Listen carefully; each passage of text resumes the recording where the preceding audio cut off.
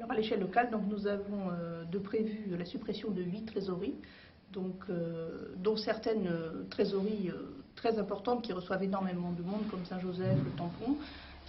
Donc pour nous, cette réforme, c'est vraiment aller contre les besoins des usagers et des Réunionnais. Et en plus, elle a été faite dans le plus grand secret, donc sans concertation, ni auprès des personnels, ni auprès des élus locaux. Donc, ce qui nous paraît totalement invraisemblable lorsqu'il s'agit d'un tel bouleversement qui va entraîner forcément des conséquences pour les usagers et pour les collectivités et pour nous, bien sûr, en termes de suppression d'emplois. Alors, pour les usagers, la conséquence, c'est que tout simplement, lorsqu'ils voudront payer en espèces, déjà, ils ne pourront plus. Ils ne seront plus reçus au fil de l'eau à nos services. Donc, lorsqu'ils voudront avoir un renseignement, il faudra prendre un rendez-vous. On sait très bien, pour l'expérience qui a déjà été faite dans certains départements, on ne peut pas avoir un rendez-vous très rapidement, donc c'est vraiment un problème. On parle de combien de temps de délai, par exemple, en métropole? Ça peut aller jusqu'à 2 mois.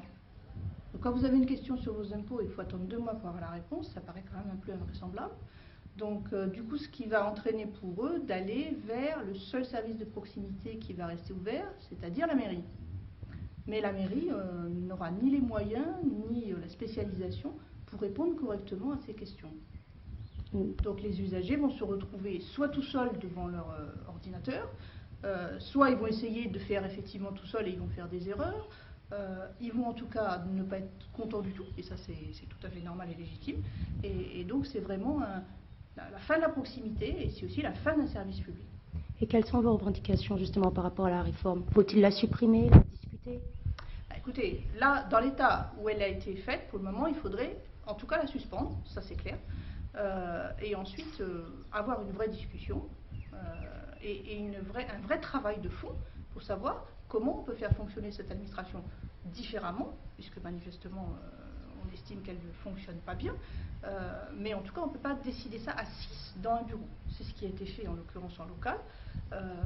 Une réforme comme ça doit être discutée avec des associations d'usagers, avec des élus, avec les représentants des personnels. Alors nous allons faire plusieurs actions, on va continuer donc d'alerter les élus, on va faire une conférence débat donc le 27 août qui invitera donc l'ensemble des gens qui sont intéressés par le sujet, qui se tiendra à Saint-Denis. On va essayer de faire un travail d'échange avec eux, ce que n'a pas fait notre direction, nous on va essayer de le faire. Après en interne, bien sûr, on fera d'autres actions.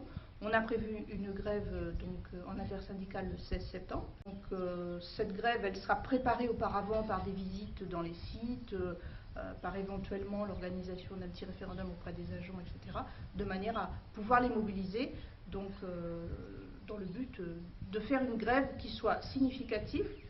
On ne cherche pas à faire la révolution, on veut seulement montrer qu'on est là et qu'on n'a pas à traiter une administration de cette façon, qu'on n'a pas non plus à brader nos missions de cette façon, sans concertation, sans vraie concertation.